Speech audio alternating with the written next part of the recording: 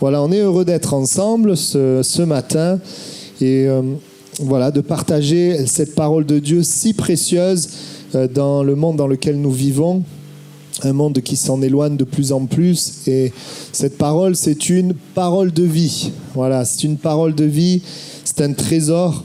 Et nous croyons encore ce matin que le Seigneur veut agir au milieu de nous. Alors ce matin, nous allons avoir une première lecture dans 1 Chronique, chapitre 4. 1 Chronique, chapitre 4. Et nous allons lire le verset 9 et 10. Nous avons eu l'occasion, il y a quelque temps, de parler de ce personnage de la Bible et je voudrais y revenir ce matin. Voilà, Jaïbeth était plus considéré que ses frères. Sa mère lui donna le nom de Jaïbeth en disant « C'est parce que je l'ai enfanté avec douleur ». Jaïbeth invoqua le Dieu d'Israël en disant « Si tu me bénis et que tu étendes mes limites, si ta main est avec moi et si tu me préserves du malheur en sorte que je ne sois pas dans la souffrance », voilà, point de suspension, et Dieu accorda ce qu'il avait demandé. Amen. Voilà, le titre de mon message ce matin, c'est une des phrases que les chrétiens se disent le plus souvent. Est-ce que vous savez ce que c'est? Que les chrétiens se disent très souvent. C'est que Dieu te bénisse. Voilà, le titre de mon message, c'est que Dieu te bénisse. Et je souhaite que ça ne soit pas une formule ce matin, mais une réalité. Parce que nous avons un Dieu, bénir, je le rappelle, veut dire faire du bien. Ça veut dire que Dieu te fasse du bien. La Bible parle d'un homme, Jaïbeth, son nom veut dire douleur, et on lui a donné ce nom parce que la maman l'a accouché avec douleur. Alors vous me direz, toutes les mamans accouchent avec douleur, mais là si c'est précisé, c'est que certainement elle a souffert plus que ce qui doit être, que la normalité. Elle a dû souffrir bien plus. Et donc, cette mère va donner le nom à son enfant, Jaïbeth, souffrance, douleur, par rapport finalement à son expérience. On sait que dans la Bible, très souvent, il donnait le nom en fonction aussi de ce qu'il voyait de l'enfant. Et là, donc, l'expérience de la mère va donner une identité. On a parlé très récemment de l'identité. Et finalement, ce qui va faire son nom, c'est l'expérience douloureuse de sa mère. Et j'aimerais dire que bien souvent, l'expérience, les circonstances de nos parents nous façonnent qui on est. Et alors, dans le bien et dans le moins bien, nous sommes forcément influencés. Et nous savons aussi que certains d'entre nous, il y a non seulement nos parents, mais il y a tout ce que nous pouvons vivre, nos circonstances qui peuvent évidemment nous influencer. Et lorsque nous parlons même de l'influence de la maman, il est parlé des douleurs. Nous savons combien d'entre nous sommes là et dans notre parcours, nous avons connu des douleurs, des choses difficiles, des circonstances qui font peur. Je pense à peut-être des personnes qui ont été abandonnées, des circonstances qui nous attristent, des problèmes de santé, problèmes familiaux. Et on peut grandir avec ça et qu'on le veuille ou non, ça vient comme façonner qui on est, façonner notre identité. Et donc, Jaïbeth, c'est pas écrit, mais ça coule de source, il va grandir avec ce nom. Et il va grandir comme ça, comme nous pourrions évidemment grandir avec certaines influences. Ici, on parle de la souffrance, de la douleur. Grandir avec cette pensée que, eh bien, tu es venu dans la douleur et ta vie doit se passer dans la douleur. Et donc, il y a forcément, les choses nous influencent, les choses du passé, pour finalement déterminer un avenir, déterminer ce qui va se produire. Le diable, vous savez, veut nous harponner le plus tôt possible. Et il désire que ce soit les circonstances et les êtres humains qui vous définissent. Mais j'aimerais te dire que Dieu désire te définir. Et que c'est pas aux circonstances, aux êtres humains, à tes parents, à des expériences douloureuses, c'est pas ces choses-là, eh bien, ce ne sont pas, ces choses-là qui doivent te définir. Et nous savons que lorsque nous sommes influencés ou que nous grandissons, ce sont des pensées qui s'installent. Et quand des pensées s'installent, ce sont comme des forteresses de raisonnement, des pensées qui nous limitent, qui nous influencent, qui nous freinent. Pourquoi des forteresses? Parce que ce sont des pensées qui restent et on n'arrive pas à s'en débarrasser. Et lorsqu'après on vient face à la parole de Dieu qui nous fait du bien, la parole vient, mais les forteresses demeurent. Et parce que les forteresses demeurent, la parole n'a pas d'effet. Et c'est pour ça que la Bible dit qu'à un moment donné, il faut renverser ces forteresses de raisonnement. Et c'est la connaissance de Dieu qui nous permet de renverser cela. Toutes sortes de pensées qui nous déterminent. Ça a été mon cas avec la peur. Le diable a voulu déterminer ma vie dans la peur au travers tellement d'expériences, de choses qui se sont passées pour que ça soit ma destinée, mon identité. Et c'est vrai que pendant plusieurs années, j'ai dû vivre avec ça. C'est tellement là qu'on ne se rend même pas compte que c'est là.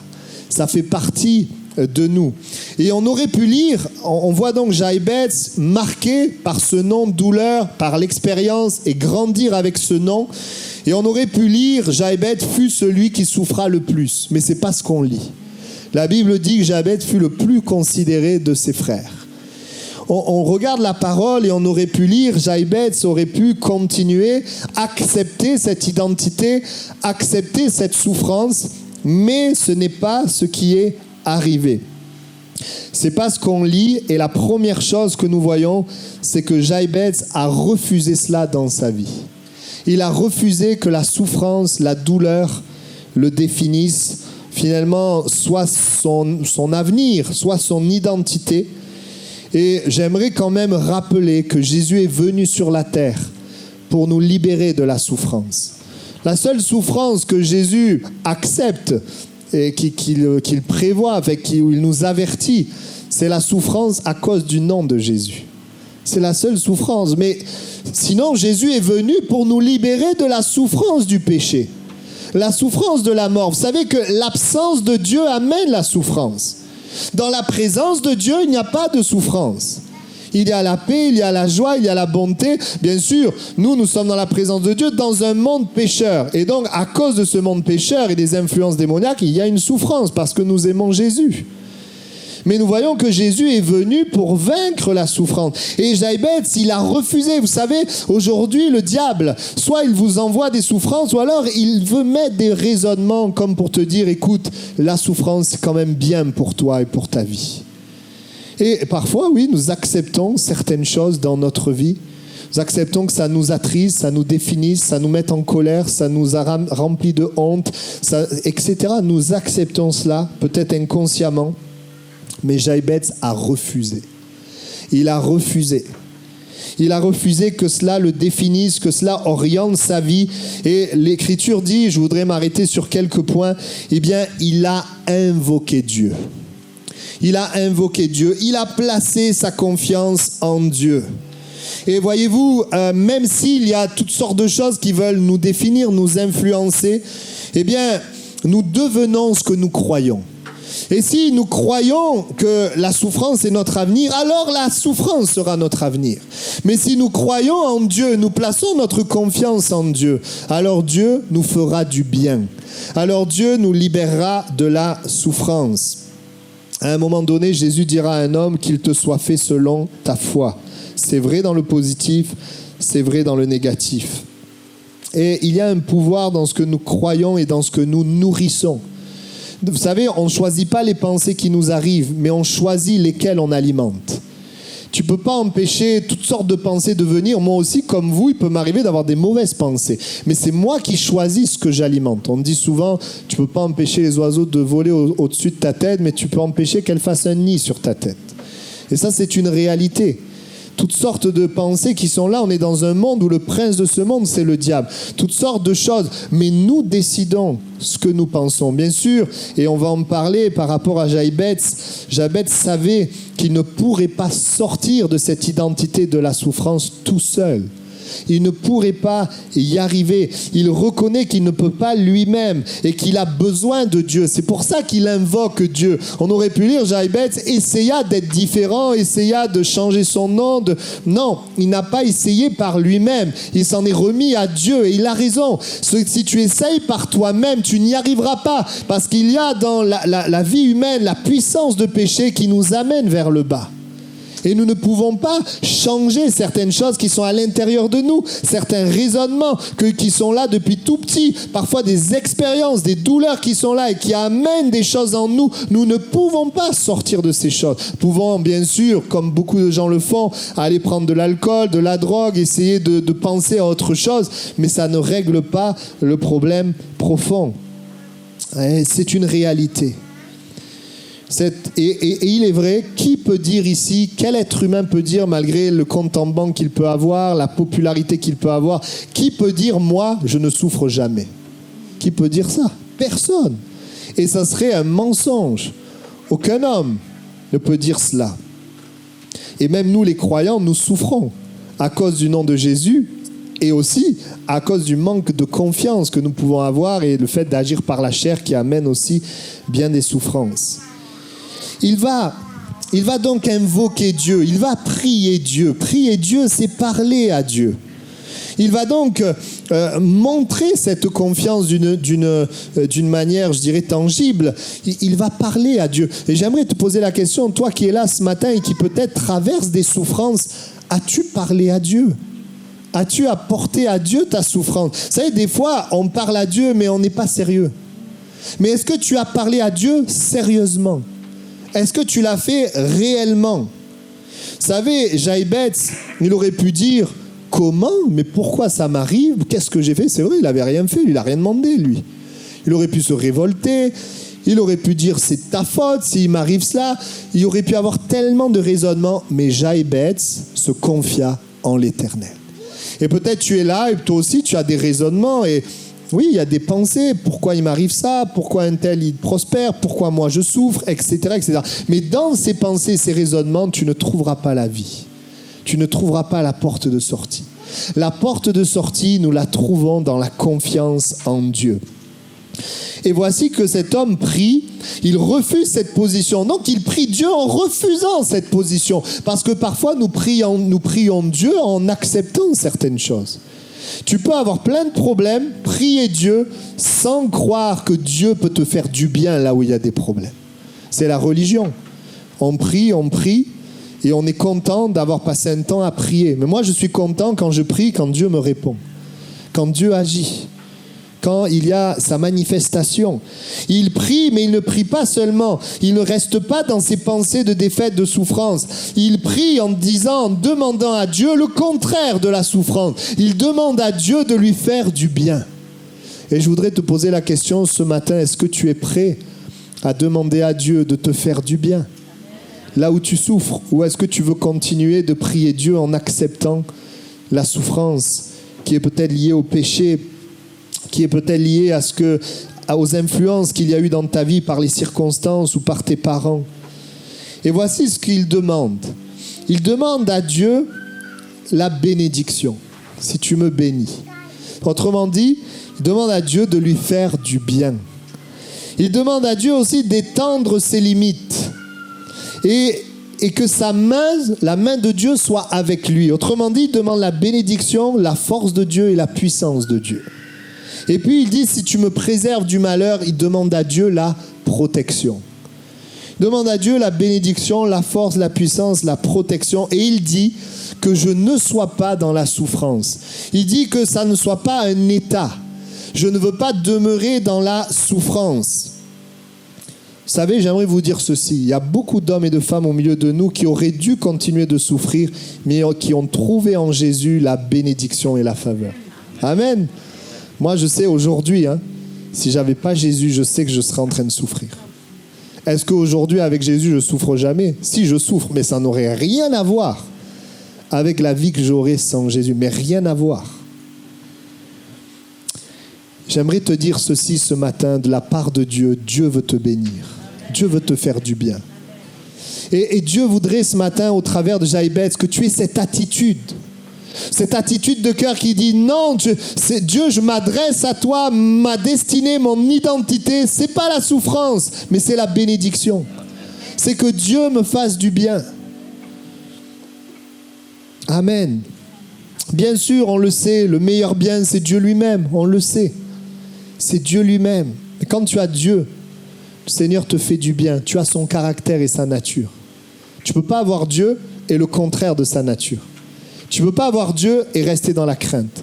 Tu ne peux pas avoir Dieu et être dans la dépression. Tu peux pas. Bien sûr, tu peux passer par des moments d'attaque, des moments difficiles. Mais Dieu est un Dieu qui veut te bénir. Si tu es dans la tristesse, tu es dans la dépression, si tu es dans la crainte, Dieu veut te faire du bien.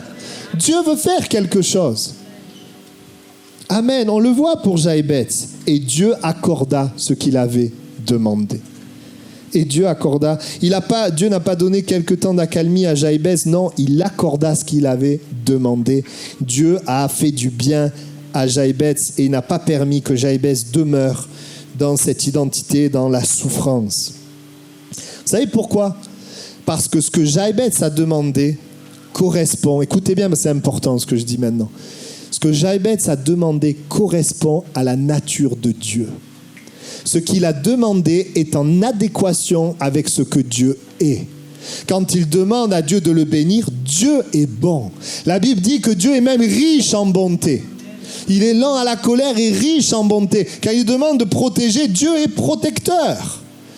La parole de Dieu nous le montre. Quand il demande d'étendre les limites et que sa main soit avec lui, la Bible dit que Dieu est puissant. C'est parce que c'est sa nature. Et j'aimerais te dire, oui, Dieu désire que sa nature se manifeste sur notre terre, dans notre vie, dans nos relations. Mais il faut quelqu'un qui dit, je le crois, je le veux. Je ne veux pas garder la faiblesse, je ne veux pas garder la tristesse, je ne veux pas garder la peur, je ne veux pas garder toute la souffrance liée au péché. Non, je veux Dieu et sa bénédiction, parce que Dieu est un Dieu qui bénit. Aujourd'hui, il y a eu tellement d'excès dans la bénédiction. L'évangile de prospérité, des gens qui disent donnez, puis Dieu va vous bénir, avec parfois de la manipulation, que les gens ont fait un pas de recul et que du coup, ils ne croient pas que Dieu bénit.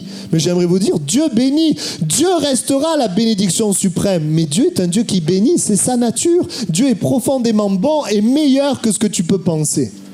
Il est bon. Maintenant, il est bon. Notre cœur, il ne s'attache pas à la bonté de Dieu, ce que malheureusement beaucoup d'hommes font. Notre cœur, il s'attache à Jésus, à Dieu.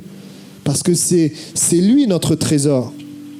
Mais il manifeste, oui, la bonté parce que Dieu, dans sa nature, est profondément bon. Amen. Parce qu'il est puissant. On l'a chanté ce matin. Sa main est avec nous et accomplit des miracles. Il est protecteur. Vous savez, Jésus, on voit qu'il est mort sur la croix. On peut se dire, mais pourquoi Dieu ne l'a pas protégé ? C'est simple. Parce que Dieu voulait qu'il aille à la croix pour nous sauver. Mais quand avant on a voulu s'attaquer à Jésus, Jésus était protégé. Dieu protégeait Jésus. Quand on a voulu le jeter en bas, il est passé au milieu d'eux. Personne ne lui a rien fait. On voit que même Moïse, quand il est né, on a voulu le tuer, mais Dieu l'a protégé. Même quand Jésus est né sur la terre, vous savez qu'on a voulu le tuer, et l'ange leur a dit allez partir là-bas parce que là il va y avoir le roi va vouloir tuer ceux qui sont nés, pardon. Donc on voit qu'il y avait déjà la protection de Dieu. Dieu est protecteur, mais moi je te pose la question, à l'intérieur de toi, qu'est-ce que tu crois ? Qu'est-ce que tu crois au plus profond de toi ? Je voudrais t'inviter à croire qui est Dieu et à pouvoir t'attendre à vivre dans ta vie ce qui fait partie, ce qui est l'essence même de Dieu, sa nature. Dieu est amour et son amour, il est insondable. Nous ne pouvons même pas imaginer. Vous savez que Jésus a fait son ministère avec cette parole du Père, voici mon Fils bien-aimé en qui j'ai mis toute mon affection. Jésus a travaillé, a servi, pas seulement comme serviteur, mais en tant que fils, avec cette conscience de l'amour de Dieu. Et il a manifesté l'amour et la puissance du Père au milieu des souffrances. Vous savez, toutes les personnes qui venaient souffrant à Jésus, il n'y en a pas un seul où Jésus lui a dit « Repars avec ta souffrance, ça t'apportera certainement quelque chose. » Il n'y en a pas un seul. Tous ceux qui sont venus avec leur souffrance, Jésus est intervenu. Par contre, il est vrai, Jésus n'a pas enlevé la souffrance à cause de son nom. Les disciples ont souffert à cause du nom de Jésus. Ce qui n'empêche pas pour nous d'user de sagesse pour ne pas souffrir pour rien. Mais c'est une réalité. Jésus va guérir, Jésus va délivrer, Jésus va pourvoir, et puis surtout Jésus va enseigner, il va parler du royaume de Dieu, il va parler de Dieu, parce que le but de Jésus, c'est d'amener l'homme vers Dieu, c'est le réconcilier avec Dieu. Mais comment il nous réconcilie avec Dieu s'il n'y a pas une action réelle de Dieu? Amen. Il a cru, oui, que le bien était possible en Dieu alors qu'il n'était pas possible par les circonstances et les hommes. Jaïbetz. Vous savez, nous avons toujours le choix de nous confier en nous-mêmes, de nous confier dans les hommes, de nous confier dans les circonstances ou de nous confier en Dieu. Nous choisissons, mais ce n'est pas le même résultat. Ce n'est pas la même chose qui se produit. Il a cru malgré ce qu'il vivait, malgré ce qu'il ressentait, malgré ses pensées. Et j'aimerais ce matin t'inviter à croire que Dieu est bon et que cette parole, que Dieu te bénisse, c'est le cœur de Dieu. Et que tu puisses mettre cette parole au-dessus peut-être des circonstances, des hommes, ce qu'ils ont pu te dire, ce que les circonstances ont pu te dire, les raisonnements qu'elles ont laissés. Je t'invite à laisser ces choses de côté et à proclamer que Dieu est meilleur, que Dieu est bon. Et que Dieu veut te faire du bien. Amen. Il veut te faire du bien. Vous savez, prêcher que Dieu est bon aujourd'hui, ça paraît simple, mais ce n'est pas si simple que ça. Parce que nous sommes entourés de souffrances, entourés d'incompréhension, entourés de doutes. Mais j'aimerais vous dire que lorsque nous fixons nos regards sur Dieu, sur sa parole, la Bible dit que nous sommes rayonnants de joie et que l'Esprit de Dieu agit. Parce que l'Esprit de Dieu agit quand il y a la foi en Dieu, en Jésus. Amen. Amen. Naturellement, vous savez pourquoi la souffrance, je voudrais en parler quelques instants. Naturellement, l'homme est séparé de Dieu. Et parce que l'homme est séparé de Dieu, c'est ce qu'on appelle le péché. Il n'arrive pas à atteindre Dieu et c'est cette séparation d'avec Dieu qui amène toutes sortes de souffrances. Je voudrais vous rappeler, ça c'est important. Quand on parle que Dieu est bon, que c'est le cœur de Dieu et que souvent on me répond, mais regarde notre monde, regarde les souffrances. J'aimerais vous rappeler qu'avant la chute, avant qu'il y ait le péché, eh bien, nous avons une image, nous avons une illustration de ce que Dieu voulait. Et nous voyons quoi? Nous voyons Adam et Ève vivre sans souffrance, vivre sans peur, vivre sans conflit dans le couple, vivre sans méchanceté. Non, nous voyons un homme et une femme vivre en communion avec Dieu, dans la joie, dans la paix, dans l'amour, sans même travailler. Ils pouvaient prendre, alors bien sûr, le travail est devenu une valeur biblique, évidemment, mais je parle avant la chute. Nous avons l'image de ce que Dieu voulait, mais Dieu voulait aussi que l'homme soit libre de le choisir. C'est pour ça qu'il a laissé un arbre et qu'il a averti de ne pas toucher le fruit, parce que l'amour laisse libre. Malheureusement, l'homme a pris, on connaît l'histoire, le péché est entré, et à partir de là, la souffrance est entrée. Et Jésus est venu, bien sûr, le premier but de Jésus, bien sûr, il y a le fait de nous libérer de la souffrance, mais le but de Jésus, c'est de nous réconcilier avec Dieu. Mais réconcilier avec Dieu, c'est être libéré de la souffrance. Souffrance du péché, la souffrance de la mort. Et donc l'homme, l'Écriture le dit, Galates 3,13, le péché est une malédiction. Le péché amène la destruction. Le péché amène un poids sur notre âme, un avenir sans Dieu. Et le péché donne accès au diable sur nos pensées, nos sentiments et même notre corps. Et c'est vrai que sans régler ce problème du péché, nous ne vivons pas la bonté de Dieu. Que Dieu te bénisse, c'est juste un concept. C'est pour cela que si nous voulons vivre que Dieu te bénisse, nous voulons vivre la bénédiction de Dieu, il y a une seule personne qui a réglé le problème du péché. Et la personne qui a réglé le problème du péché, c'est Jésus-Christ, qui est Dieu et qui est venu sur terre, qui s'est incarné en tant qu'homme et qui a donné sa vie, qui est mort sur la croix, qui est ressuscité, vivant. Et en lui, oui, nous pouvons être réconciliés, pardonnés, délivrés de notre péché et pleinement vivre la bonté de Dieu. Ça veut dire que si tu veux que Dieu te bénisse, tu dois passer par Jésus. Tu ne peux pas connaître la bénédiction de Dieu sans Jésus-Christ. Parce que sans Jésus, c'est le péché qui règne. Et le péché amène la souffrance. C'est aussi simple que cela. Nous avons un seul moyen pour vaincre le péché, c'est Jésus-Christ.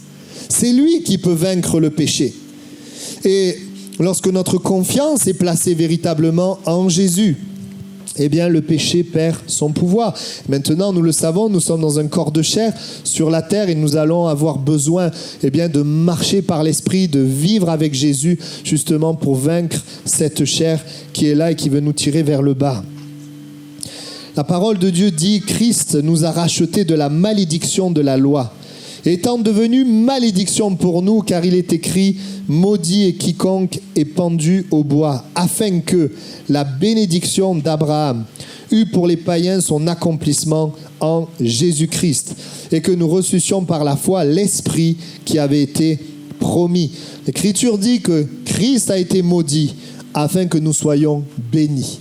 La bénédiction, alors il est parlé de la bénédiction d'Abraham, et quand on regarde Abraham, eh bien, on voit que Dieu lui dit « Je te bénirai, je multiplierai ta postérité ». Il y avait cette relation avec Dieu et qui inclut évidemment le salut et le fait d'être un instrument de salut. Et je dirais que la bénédiction de Christ, qu'est-ce que c'est pour nous? La bénédiction de Christ, c'est d'être réconcilié avec Dieu et de vivre toute la vie du royaume de Dieu. C'est la bénédiction que Christ a pour nous, ce qu'on appelle la vie abondante, la paix, la guérison intérieure, la provision dans les domaines de notre vie, le secours, la joie, son amour, le changement, un pardon, la faveur. C'est toutes ces choses-là qui sont en Christ. Ne nous donnera-t-il pas toutes choses avec lui? Tout est en lui. Mais tout part de la réconciliation avec Dieu, le salut et la vie abondante. C'est ça la bénédiction de Christ. Et c'est l'œuvre de Christ qui rend possible le fait que Dieu bénisse l'être humain. Christ est mort, mais il est ressuscité. Et ce matin, il est vivant. Il est présent dans ce lieu. Il est là ce matin. Il est là. Et il est attentif à la manière dont nos cœurs reçoivent la parole. Vous voyez, ce matin, Dieu est là. Christ est là par son esprit. Et il veut faire du bien à chaque personne ici dans ce lieu. Mais ce matin, pas tout le monde sera béni. Ce sont ceux qui vont le croire. Ceux qui vont l'accepter dans leur cœur. Dieu voudrait tous nous bénir.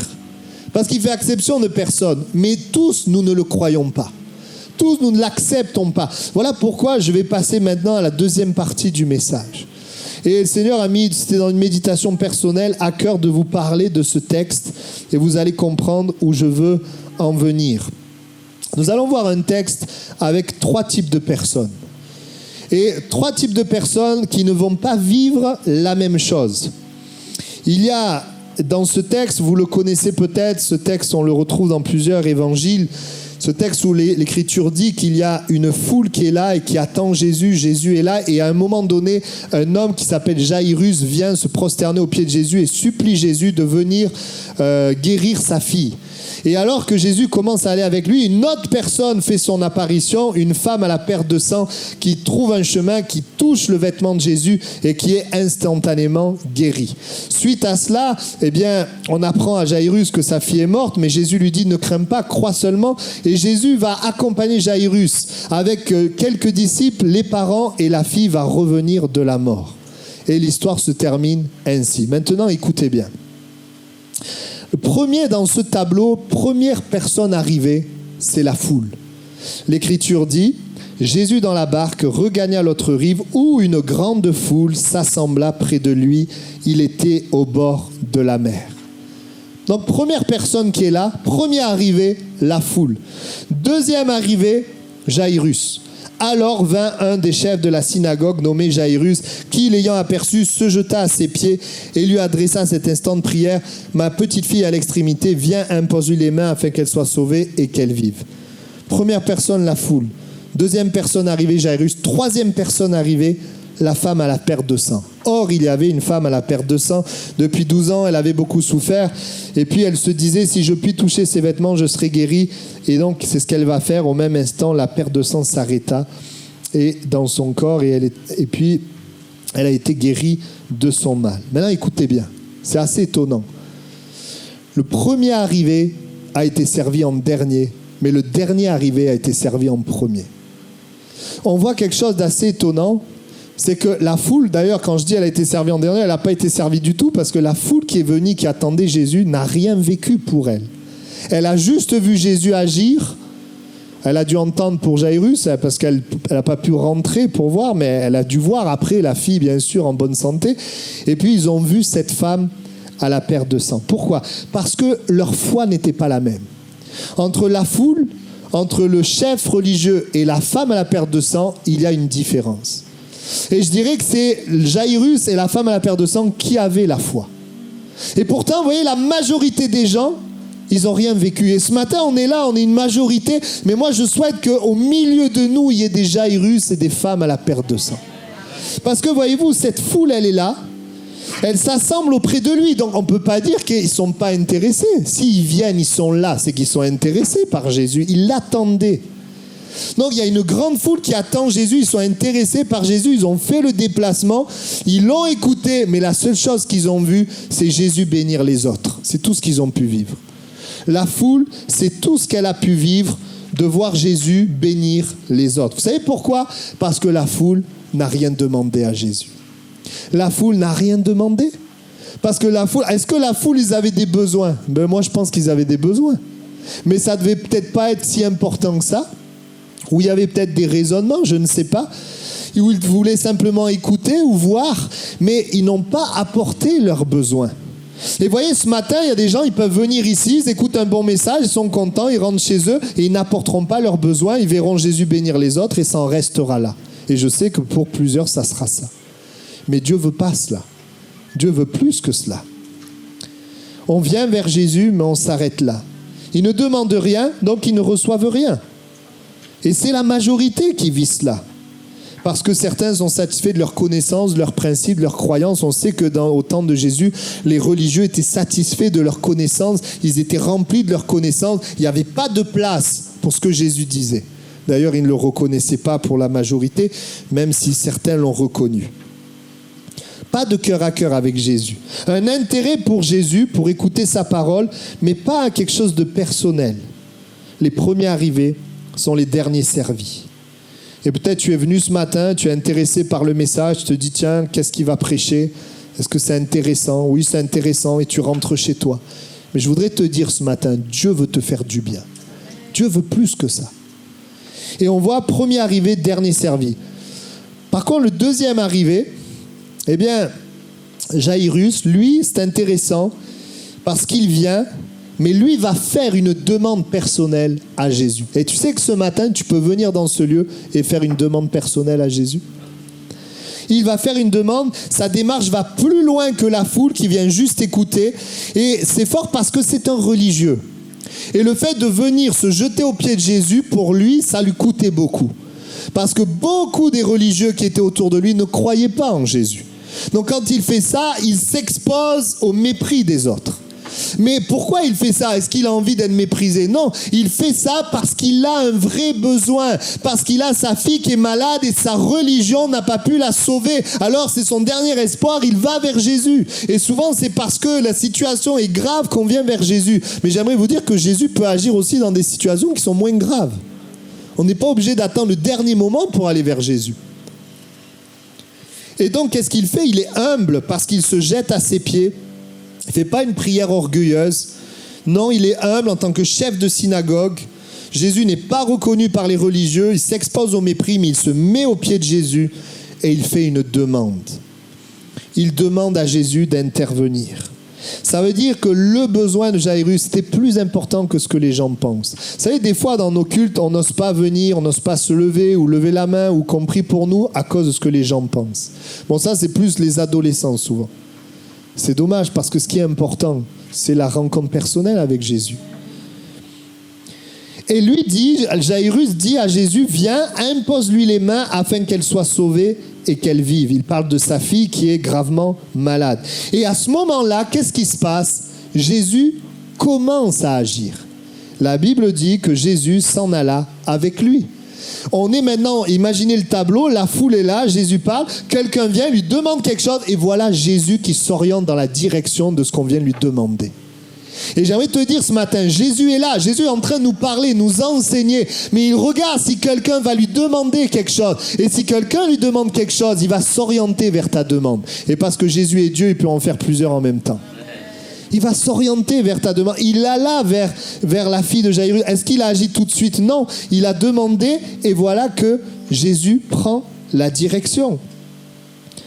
Et la foule, qu'est-ce qu'elle fait? Elle le suit. Elle est en train de suivre Jésus qui répond à la prière de Jaïrus. C'est ça qu'elle fait, la foule. Tu peux être de ceux qui regardent Jésus bénir les autres ou tu peux être de ceux que Jésus bénit. Jésus agit dans le sens de la demande. Parce que Jésus est amour, plein de bonté, puissant. La foule est toujours là. Et la foule, bien sûr, alors elle va voir partir. À un moment donné, Jésus va s'isoler et puis la fille va sortir guérie. Et les gens vont voir le miracle. Et puis, on arrive... Alors, il y a eu aussi, je le dis quand même, le moment où il y a eu cette mauvaise nouvelle pour Jaïrus. Puisque vous savez que Jésus, quand il va pour aller vers sa fille, il y a une troisième personne qui va l'intercepter. Et donc, Jésus va s'arrêter par rapport à la demande de Jaïrus pour se tourner vers la demande. Mais attendez, elle arrive en troisième. Elle devrait être servie en troisième. Mais elle arrive en troisième, elle est servie en premier. Et on va voir pourquoi. Parce que la foi de cette femme, elle était même au-dessus de la foi de Jaïrus. Il y a quelque chose de différent avec Jaïrus. Ce que Jaïrus a fait, c'est très bien. C'est biblique, c'est bon. Il a demandé à Jésus. Mais cette femme, il y a quelque chose de plus que demander. Cette femme, elle va croire que la présence de Jésus est la réponse. Cette femme, elle ne va pas demander à Jésus, elle va toucher Jésus. Cette femme, elle va croire que Jésus est la réponse. Et elle va croire que, alors qu'elle touche Jésus, eh bien, le miracle se produit. Elle n'a même pas demandé. Elle n'est pas venue demander Jésus, non, elle est venue le toucher. Et voilà que donc, quand elle touche, on apprend à Jaïrus, ta fille, elle est morte, laisse tomber. Mais Jésus, il ne laisse pas une demande de côté, jamais. Il dit, ne crains pas, crois seulement. Et une fois qu'il a fini avec la femme, il continue avec Jaïrus. Mais Jaïrus, arrivé en deuxième, servi après. On vient sur cette femme à la perte de sang. Elle arrive après la foule, après Jaïrus, et elle est servie en premier. Elle voit le miracle en premier, parce que sa foi, eh bien, c'est une foi, l'Écriture dit, elle a entendu parler de Jésus, comme beaucoup, mais elle se disait en elle-même, à l'intérieur de son cœur, si je touche Jésus, je serai guérie. Il n'y avait pas de doctrine de toucher Jésus quand elle était guérie, mais elle a saisi quelque chose. Il y avait une foi dans la personne de Jésus. Bon, elle parle du vêtement de Jésus, mais il y avait une foi dans la personne. Et en fait, elle n'est pas dans la demande, mais elle est dans la foi que le fait de toucher Jésus me donne le miracle. Et vous voyez, il y a ceux qui demandent et il y a ceux qui proclament. Et des fois, c'est vrai, il y a des sujets, peut-être on a du mal à avoir la foi, on demande à Dieu, on demande à Jésus. Puis il y a des choses, la parole nous le dit, la Bible dit Jésus est mort, il a tout accompli. Il y a des choses, eh bien nous savons que nous l'avons reçu alors que nous ne le voyons pas encore et nous le proclamons. Nous savons aussi, et l'Écriture nous le montre, quand Jésus est mort, ressuscité, il est monté au ciel. Et il a dit à ses disciples, vous allez annoncer la parole. L'Esprit de Dieu sera avec vous et l'onction de Dieu se manifestera. Quand la parole sera prêchée, eh bien la parole sera confirmée. Dieu agira. Et quelque part, Dieu attend de chacun d'entre nous, quand la parole est prêchée, de comprendre, de saisir que l'onction, l'Esprit est là. Sa présence est là. Et que quand il est là, le miracle est possible. Que Dieu veut toucher, que Dieu veut agir. Il est présent au milieu de nous. Elle croit dans la personne, la présence même de Jésus. Si Jésus est là, tout peut changer. Et elle va le toucher. Elle va le toucher. Et je crois ce matin, même si nous ne pouvons pas toucher physiquement Jésus puisqu'il est monté au ciel, eh bien, nous pouvons le toucher par la foi. Nous pouvons déclarer, Seigneur, dans ton sacrifice à la croix, ce problème a été réglé, je le crois. Ce positionnement de foi qui est au-delà de juste faire une demande, s'il te plaît Seigneur, fais ceci ou fais cela, ce qui est très bien, Dieu nous invite à le faire. Mais l'Écriture nous montre, l'enseignement du Nouveau Testament nous montre qu'à la croix, Jésus a tout accompli, il est vivant, ressuscité. Et quand lui, nous pouvons dire, comme nous l'avons lu ce matin dans ces meurtrissures, nous avons été guéris. C'est déjà fait, je le crois. C'est ça, toucher Jésus. C'est croire dans ce qu'il a tout accompli. C'est nous appuyer sur sa parole. Et ce matin, je crois, et je priais cette semaine, on a prié jeudi pour ce message, eh bien je crois que Dieu va faire du bien. Et je voudrais que la majorité ne soit pas la foule qui regarde les autres être bénis, mais que la majorité soit des hommes et des femmes qui demandent à Dieu et des hommes et des femmes qui s'appuient sur le tout accompli de Dieu pour proclamer la bénédiction de Dieu. Amen. On va incliner nos têtes et prier. Je te pose la question, dans quelle catégorie de personnes tu te retrouves? Ceux qui veulent juste voir Jésus écouter un message, ou ceux qui veulent voir Jésus agir, demander à Jésus ou toucher Jésus. Les troisièmes verront une réponse plus rapide.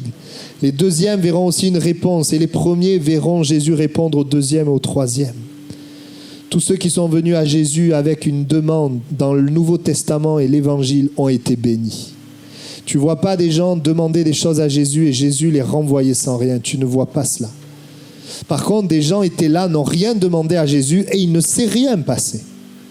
Et ce matin, Dieu veut te bénir, Dieu veut te faire du bien. Si tu as des besoins, ça peut être pour toi, ou peut-être tu as un fardeau pour quelqu'un. Et Dieu veut aussi bénir, parce que ce fardeau qui est là, Dieu le voit, et Dieu veut bénir la personne qui peut-être est comme un fardeau sur ton cœur. Il le veut tellement qu'il a donné Jésus. Dieu est riche en bonté. Et c'est cette parole, c'est la parole de Dieu qu'il est important pour nous de mettre dans nos pensées.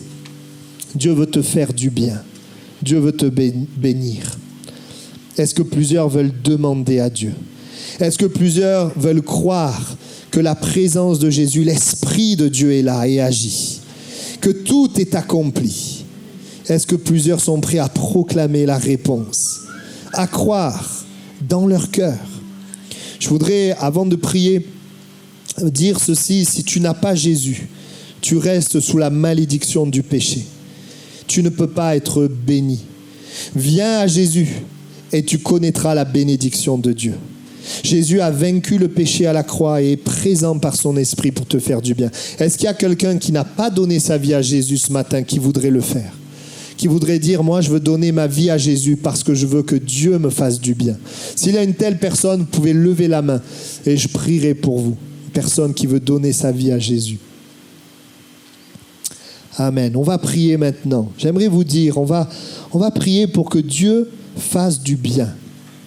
Et j'aimerais donner des exemples de ce que Dieu veut faire. Dieu veut par exemple te donner l'inspiration pour que le cœur des personnes de ta famille soit touché. Si tu demandes l'inspiration, il te donnera l'inspiration. Dieu veut guérir les maladies au milieu de nous, les corps malades, peut-être des fois des choses qui paraissent anodines, comme les maux de tête. Dieu veut guérir les cœurs brisés, les cœurs blessés, les blessures qui sont là, les expériences qui ont été peut-être vécues, difficiles. Dieu est capable de te guérir. Dieu est capable d'agir comme pour cette femme qui vivait une souffrance quotidienne parce que sa perte de sang était une souffrance quotidienne. Mais Dieu est capable et Dieu veut intervenir dans ce qui te fait souffrir quotidiennement. Dieu veut te faire du bien, que ce soit par l'action du Saint-Esprit, mais Dieu le fait aussi de différentes manières. Dieu veut faire du bien par la méditation que tu vas avoir dans les domaines où ça ne va pas. Des fois, il y a des domaines où ça ne va pas, on demande à Dieu, mais le fait que tu médites la parole de Dieu dans les domaines où ça ne va pas, eh bien, tu verras aussi Dieu te bénir, Dieu te parler. Dans l'éducation, dans la maladie, dans les finances, quel que soit le domaine, dans la parole de Dieu, il y a une parole de vie pour toi. Il fait du bien aussi, parfois, par une obéissance qu'il nous demande. Comme la victoire d'Aï, c'était un bien qui venait de l'obéissance, de ne rien prendre pour soi à la bataille de Jéricho. Et il y a parfois des bénédictions que Dieu nous donne en réponse à une obéissance. C'est aussi une manière. Il veut nous faire du bien, il veut te faire du bien dans ton âme. Là où tu es attaqué dans tes pensées par l'ennemi, il veut te faire du bien. Jésus nous bénit par la paix avec sa parole. Cette semaine, j'ai eu pas mal de cas de personnes qui parlaient de la parole, mais la parole de Dieu, elle a amené le trouble et la peur, parce que la parole, elle peut être utilisée par le diable et tordue par le diable pour amener la crainte. Mais la vérité, quand c'est l'Esprit de Dieu qui utilise la parole, elle produit la paix. Et tu dois reconnaître, comme quand le diable a dit à Jésus, eh bien, saute en bas et tu seras porté par des anges. Cette parole était tordue. Elle ne pouvait pas amener la paix. Elle pouvait amener que la crainte. Et Dieu veut te bénir en donnant la paix par sa parole. Dieu se sert de sa parole pour nous bénir, pour nous faire du bien. Et il nous invite aussi à ouvrir notre cœur à sa joie, à sa paix. Amen. On a besoin de Jésus. Et je voudrais dire aussi ceci. Peut-être des gens nous écoutent aussi par Internet. Parfois, nous cherchons juste la bénédiction. Et Dieu, dans son amour, il nous bénit. Mais une fois que tu es béni, si tu ne viens pas à celui qui bénit, tu vas être tout le temps dans un état de manque, de besoin. Et je voudrais te dire, une des plus grandes bénédictions, c'est que Jésus soit le berger de ta vie. C'est que ça soit ton berger. Dieu veut te bénir, mais si c'est ton berger, cette bénédiction, elle demeurera. Si ce n'est pas ton berger, tu perdras la bénédiction et très rapidement, évidemment, le péché amènera sa malédiction, le problème, etc. Dieu veut te bénir, il veut te donner des directions. Il veut te donner du courage. Il veut te donner de la force. Il veut renouveler tes pensées. Il veut te donner la paix avant de préciser son plan et il veut te donner des précisions sur son plan. Il veut te bénir en faisant du bien à ta famille. Il veut te bénir en te donnant la sagesse, la connaissance. Il veut te bénir aussi d'une manière matérielle. Il veut te bénir de différentes manières. Maintenant, je vous pose la question. Qui fait partie de la foule ? Qui est comme Jaïrus et qui est comme cette femme à la perte de sang ? Alors que nous prions, eh bien, j'aimerais vous inviter, si ce matin vous voulez et vous avez un besoin, que ce soit le vôtre ou quelqu'un autour de vous, et vous dites, Seigneur, je ne veux pas partir de ce lieu sans que tu ne me bénisses. Eh bien, je voudrais vous inviter à vous lever à votre place et à commencer à prier, à faire comme Jaïrus, Seigneur, voilà ma demande. Ou à faire comme cette femme à la perte de sang, je crois qu'en toi est la réponse. Et je proclame ce matin que tu me bénis à cause de Jésus-Christ, à cause de ta mort et ta résurrection, à cause du tout accompli. Je crois que le tout accompli est la réponse dans mon besoin. Et je le proclame et je le reçois. Esprit de Dieu, nous proclamons ce matin ta bénédiction. La bénédiction n'est pas un cadeau isolé. La bénédiction, c'est Christ. En Christ, il y a la bénédiction. Et ce matin, nous proclamons qu'en Christ, nous sommes bénis. Seigneur, pour ceux qui ne saisissent pas ces choses et qui font monter leurs demandes, eh bien, tu réponds à leurs demandes. Tu fais route avec eux et tu montres ta bonté et ta bénédiction. Ensemble, nous proclamons, Seigneur, que tu fais du bien à cause de ta nature. Seigneur, tu agis dans les familles, tu agis dans les corps malades. Je proclame que ton esprit visite les corps malades. Tu agis là où il y a des cœurs brisés. Seigneur, des douleurs, des blessures qui sont là depuis longtemps. Tu guéris, Seigneur. Nous nous élevons au-delà, au-dessus des forteresses de raisonnement et nous proclamons ton action. Déclarons qu'il se passe quelque chose. Esprit de Dieu, tu agis. L'onction est là. La présence de Dieu est là. Et le Seigneur agit. Commence à le louer. Commence à le célébrer, à le remercier. Positionne-toi dans la foi et crois que Jésus fait route avec toi. Crois que Jésus agit en ce moment même parce qu'il est puissant, il est fidèle, il est bon. Amen. Amen. Te bénissons, Jésus. Et nous te louons. Nous te rendons grâce pour ce que tu fais, pour les directions que tu donnes, le courage que tu donnes. Tu réponds aux besoins, les problèmes qui n'ont pas été cités, mais que tu connais, dans des choses graves ou dans des détails. Seigneur, lorsque nous venons à toi, tu réponds. Tu es le Dieu qui bénit. Ta parole déclare que tes bontés, elles se renouvellent chaque matin. Tu es le Dieu qui a compassion. Et comme Jérémie qui souffrait, Seigneur, eh bien, nous voulons repasser dans notre cœur que tes compassions ne sont pas à leur terme, mais qu'elles se renouvellent chaque jour. Merci de bénir ton peuple. Croyons que tu agis en ce moment même. Seigneur, dans ce culte, nous te remercions. Amen. Vous pouvez prendre place. Vous pouvez prendre place et le Seigneur est là, sa présence est là et il agit, il agit. Restons dans une position de foi. Voyez, nous allons passer notre semaine et voyez, le diable, il voudrait remplir nos pensées de toutes sortes de choses. Mais gardez votre pensée sur le fait que, eh bien, Jaïbeth s'est confié en Dieu et Dieu l'a béni. Et dites, Seigneur, comme tu l'as fait pour Jaïbeth, moi, dimanche matin, je me suis levé et j'ai proclamé ta bénédiction. Eh bien, je le crois. Je crois dans des choses instantanées ce matin. Et je crois aussi dans des choses qui vont se passer dans le temps. Mais ce qui est important, avant de voir la bénédiction, reste dans ta pensée, dans ton cœur, dans la foi que Dieu bénit, que Dieu fait du bien, parce que c'est sa nature. Amen. Amen. Et quand le Seigneur l'aura fait, eh bien, rendez témoignage. Afin que la prochaine fois qu'on prêche que Dieu bénit, on puisse donner encore d'autres exemples récents de ce qu'il a fait. Pour susciter la foi. Pourquoi on témoigne? Quand vous témoignez, vous permettez à quelqu'un de le vivre. Si vous ne témoignez pas, vous empêchez quelqu'un de le vivre. Quand vous témoignez de ce que Jésus fait, vous permettez. Donc, vous pouvez venir me voir, me dire, voilà, j'ai vécu ça ou ça ou ça. Et puis, en son temps, dans les moments qui sont appropriés, on peut rendre témoignage. Amen.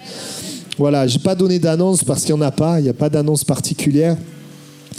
Voilà, on se donne rendez-vous jeudi. Je bénis Dieu parce qu'on est en plein mois d'août et nos réunions de prière, il y a du monde qui vient. Je dis merci Seigneur. Si on vient à la prière, on croit dans la prière, eh bien, c'est sûr qu'on va voir plus le Seigneur agir. Amen. Je vous souhaite à tous un bon dimanche. Que Dieu vous bénisse. Et c'est plus qu'une parole.